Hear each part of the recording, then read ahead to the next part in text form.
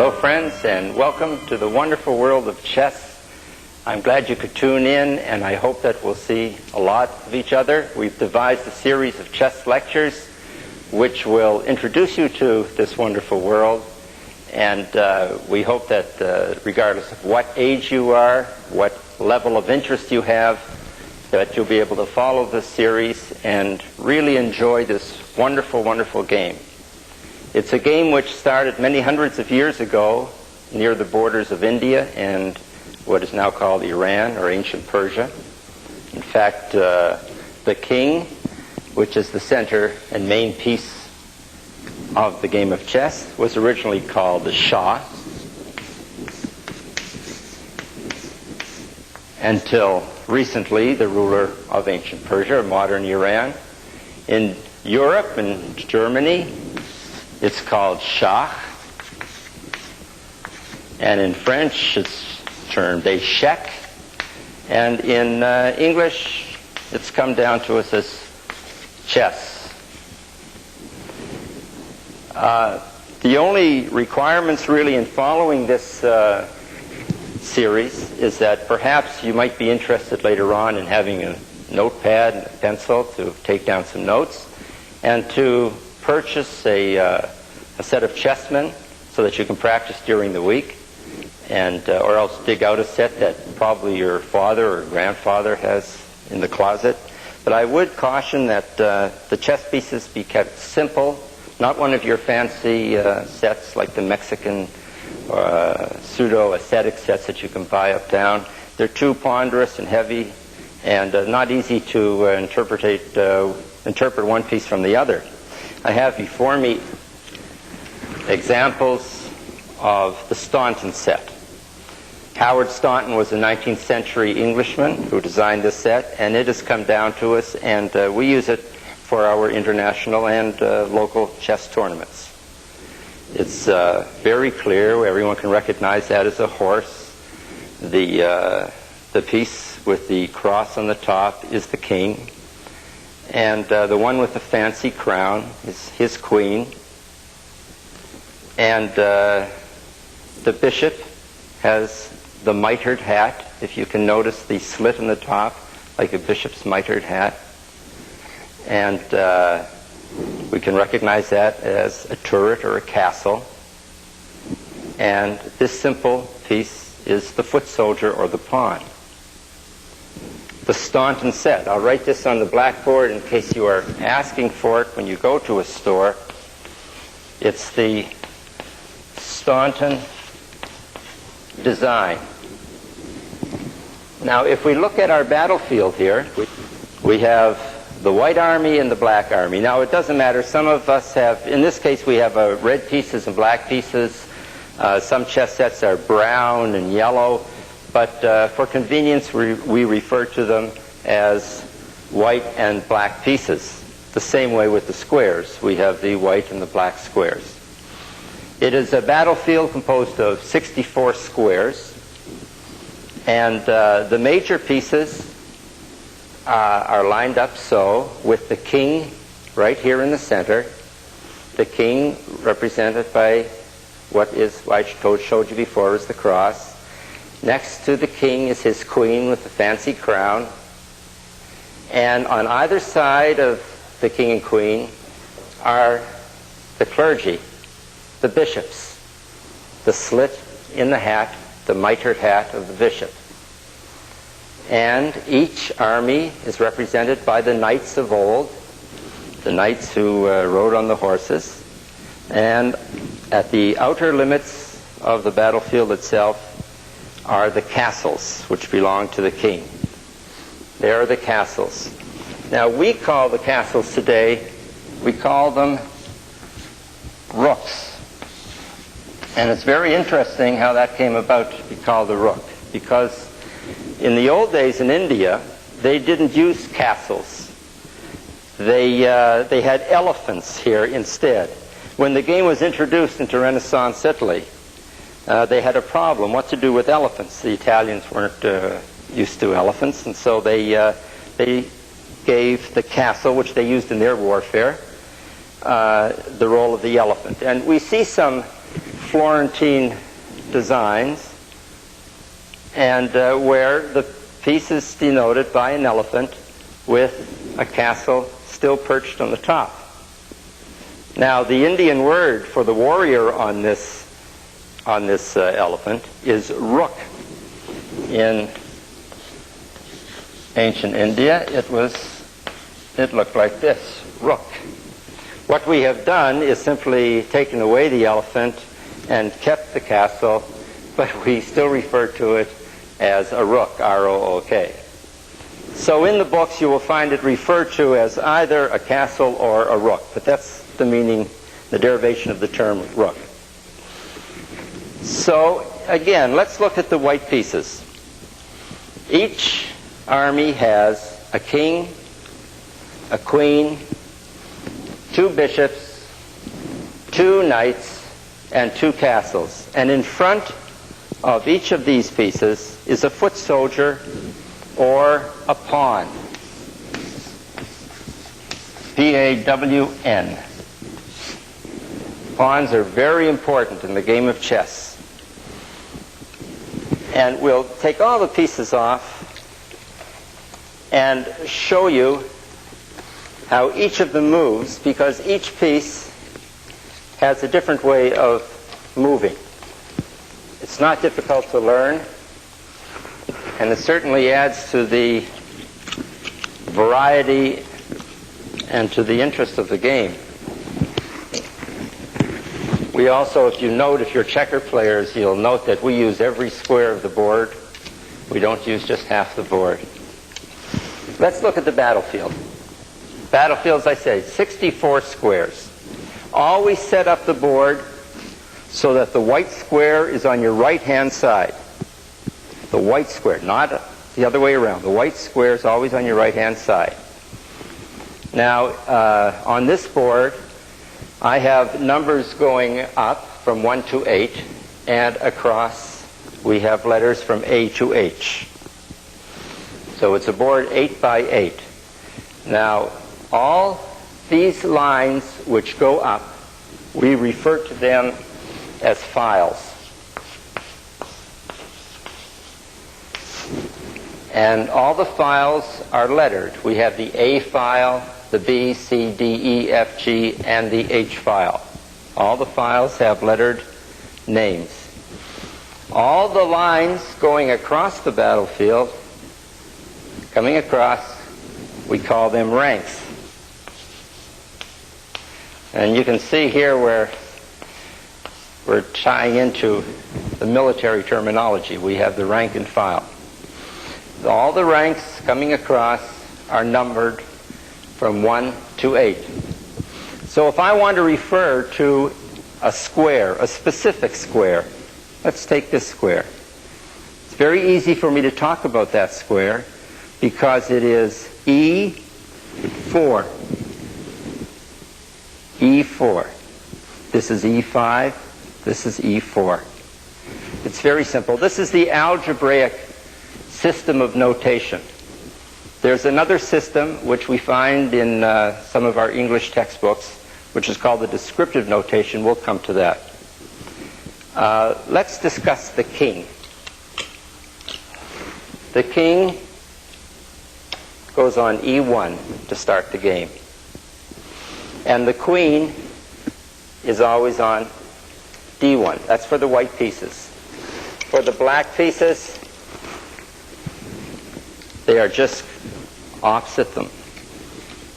Now, if you're confused as to whether the king or the queen goes on the white or the black square, the rule is the queen always goes on her own color. So if you have the black pieces, the black queen is on the black square. If you have the white queen on the white square. Now the board, the battlefield, we divide it arbitrarily into 2 sections. We talk about the king's side and we talk about the queen's side.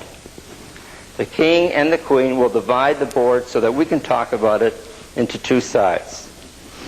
Next, To the king and queen, as I said, come your bishops. And then your knights. And then your rooks. Like that. And in front, all your pawns. I'm starting by discussing how we refer to the, how we use the language of chess to describe our moves before I actually show you how they move themselves, for a very good reason. Now, this square, we said, would be F3. And if I want to put a piece on F3, I say this pawn can move straight ahead one square. I can say pawn moves to F3. And this is how we denote how the pieces move. And the same with the black pieces. Let's talk about how the pieces move themselves. The king can move in any direction, one square at a time. Just one square at a time. The white pieces, I might add, I should have mentioned before, the white pieces always move first. And then you alternate. White moves, black moves, white moves, black moves, like in all board games. The king can move in any direction, one square at a time. The queen, she can move in any direction, as many squares at a time as you want to move her, providing there's not another piece in the way. So the queen can go diagonally, she can go straight up, straight down, she can go across, any direction, as many squares as you would have her move. Because of the mobility of the queen, it is the most powerful piece we have on the board. The bishop, you notice here, we have one bishop on the white squares. We have one bishop on the black squares. The bishop can only move on the diagonal. So if the bishop can only move on the diagonal, you see it has to stay on its own color. It can only move in the diagonal. It has to stay in its own color. So between the two bishops, you cover the entire board. You have 32 squares you can cover with this bishop, and 32 squares you can cover with the other bishop. Now we'll skip the knight for the time being, and let's discuss the rook. The rook can move as many squares as you want to move it, straight up, straight across, straight down.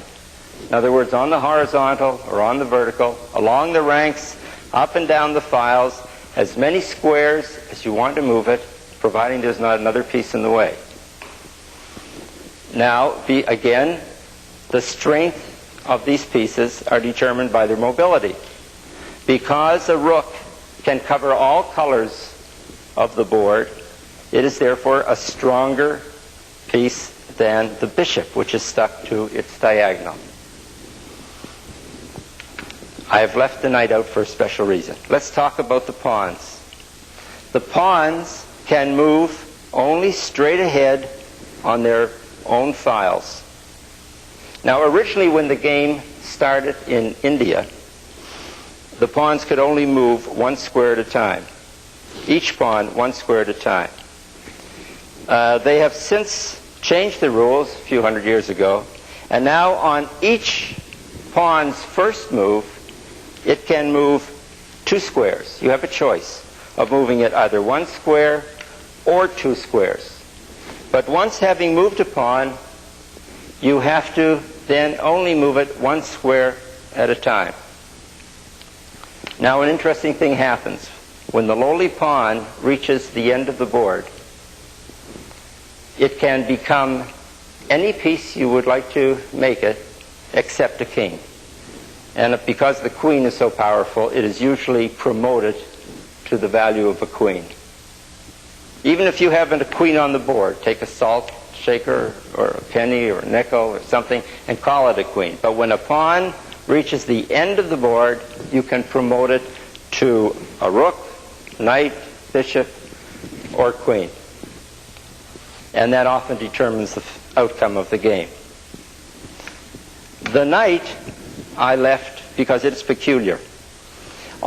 None of the other pieces can move in the way it can move if it's obstructed by another piece. The knight, on the other hand, because it is a horse, it can actually jump over other pieces, providing the square it is going to is vacant. The knight moves in this direction. Say the knight is there. We move the knight up 2 squares and over 1. So let me put pawns where this knight can move. The knight can go up 2 and over 1. It can go up 2 and over 1. It can go across 2 and 1. It can go over 2 and 1, always 2 and 1 in any direction. Go down 2 and 1, and these 2 squares, 2 and 1. So you notice that a knight placed in the center of the board can go to 8 different squares. However, if you put the same knight in the corner of the board, it can only go to these 2 squares, 2 and 1, 2 and 1. Now there's a very good lesson to be learned here, that the more centralized any piece is, the more powerful it becomes, because it has more squares that it can move to. The more a piece is to the corner or to the side of the board, the less powerful it is. So even a queen, if it's hemmed in and hasn't got anywhere to go, is not very strong. Now, it's amazing how fast our time goes, and I always tell people that I can teach them chess in 5 or 6 minutes. We'll see what we can do. So let's quickly review how the pieces move. The king, any direction, 1 square at a time. The queen, any direction, as many squares as you want her to go. The bishop can move only on its original color, therefore on the diagonals, as many squares as you would have them go, providing it's not obstructed. The knight goes up 2, over 2, down 2, and over 1. It's like an L shape. It can move to that square like F3 or H3, providing the square is not occupied. The rooks can move straight up and straight across, as many squares as you would have it go, providing it's not obstructed. And the pawns, you have a choice on moving them either 2 squares on their first move, and then after 1 square at a time, or if you want, you can move it 1 square in its first move. You have that choice. Now, let's look at what the object of the game is. And once you know the object, you can actually play a little game, but you don't need all the pieces on the board. Let's take the king and leave him there. The object of the game is to trap the enemy king. Trap the enemy king. You cannot capture the enemy king. He has to be trapped in such a way so that if he does move, he will be taken. So the game ends before the actual capture of the king itself. I'll show you an example. This queen can go anywhere, as we said. So this queen controls this entire rank. Right? Which means the king, if it's white's move, and the king can move in any direction 1 square at a time, the king can go here, or he can go here. He would like to maybe go here, here, or here. 1 square in any direction. But he is not allowed to move into where he can be captured. It is against the rules of chess to allow your king to move into where it can be captured. If it's black's move, and black moves down 1 square, and because the queen can move anywhere, she is now attacking the king. When she attacks the king, when you attack the opponent's king, you say check. You're warning your opponent that he's in check, and it's mandatory that you warn him. You must say check. Check means that my king is attacked, I have to get out of check. I have to get out of check. Several ways of doing it. I can either move my king out of check. The queen can't go here. She can go along the diagonal and along here, but she can't make a turn. So I can get out of check by moving my king out of the attack. Or, if I have another piece on the board, say I have a bishop here, I can get out of check by putting a piece in the way of the check. The bishop's moved diagonally. So I can get out of check by getting in the way of the attack. Or if it's a black square bishop and I'm in check, in this case, my bishop can come right down and capture the queen. This is the first time we've talked about capturing. Unlike checkers, where you jump a piece and take a piece off, in chess you actually occupy the territory that the enemy had occupied. When the bishop moves diagonally, the queen is attacking the king. It's white's move. White would be wise in this case, instead of just to move out of check, of course, to capture the queen. You take a piece by moving in the direction that your piece can move, diagonally in this case, and you occupy the square that the enemy had, and you take off that piece. That's another way of getting out of check. You're not allowed to move into check, remember that. So if two kings are opposite each other like this, remember that one king cannot approach the other because it is moving into where it can be taken. Two kings can never be like this. It's impossible in chess because you are not allowed to move your king into a square where it can be captured. But in this position, if we get back our queen, and say the queen is up here, and it's black's move. Black queen can move in any direction. So let's move her straight down the board, and we say check. Now, when the king is in check, he has to get out of check. Where can he go? There's nothing else on the board that can get in the way of the check in this position. There's nothing else on the board for white that can capture the queen. Can the king move out of check? The king can move in any direction, one square at a time. He can't move. If he moves here or here, he's still in check. The queen can move right across. If he moves here, here, or here, he's in check by the king. So the king is in check, but cannot get out of it. And that's checkmate.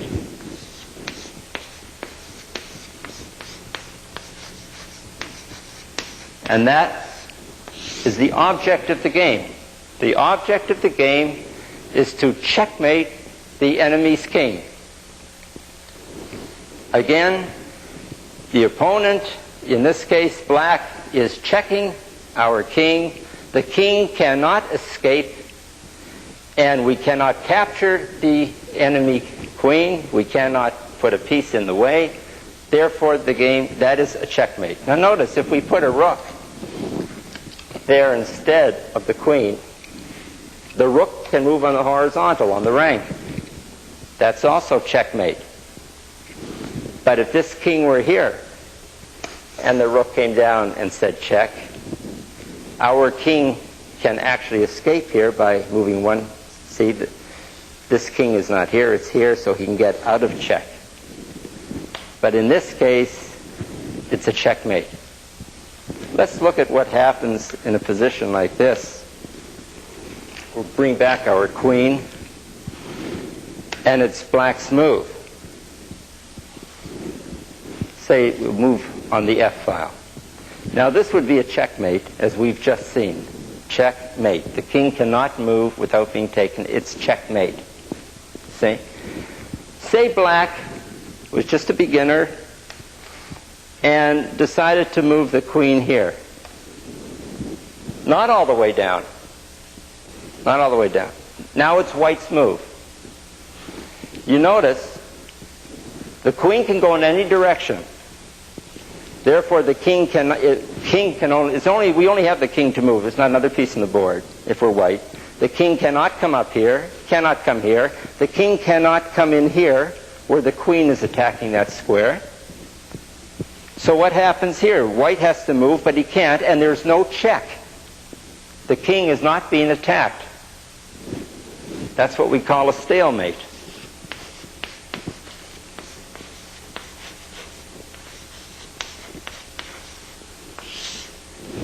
And black would shoot himself in this case because he had a checkmate right there. A stalemate is a draw game. A draw game means neither side wins. Now, if you're playing in a tournament, you get 1 point for a win, you get 0 for a loss, and you get half a point for a draw. In this case, it's a stalemate, it's a draw game. Both sides share the point. They each get a half a point. Now, basically, I've shown you the main rules of, except for 2 rules. I've shown you the basic rules of how the pieces move. But I would suggest, because it might go in one ear and out the other, that you reinforce this by getting a beginner's book on chess. Go over the elements of the game and renew your acquaintance with how the pieces move, what a check is, what a checkmate is, what a stalemate is, the word draw. Just get used to these terms, and also remember how the board is laid out. Remember, we call these the diagonals, we call these the files, the lines going across, we call them the ranks. And the next time we see each other, you'll have all this in your mind, and we'll be able to go on from there and show you something about strategy and tactics. Thank you very much.